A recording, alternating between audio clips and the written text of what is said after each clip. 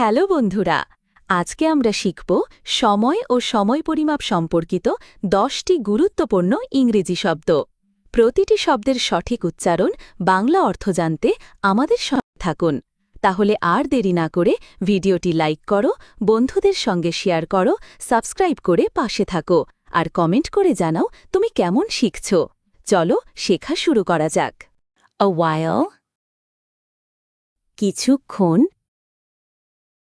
Anno Domini, খ্রিস্টাব্দ, afternoon, বিকাল, age, বয়স, am ante meridiem, রাত 12টার পর থেকে দিনের 12টা পর্যন্ত সময়, anniversary, বার্ষিকী, annual, বার্ষিক, BC before Christ, খ্রিস্টপূর্ব, betimes,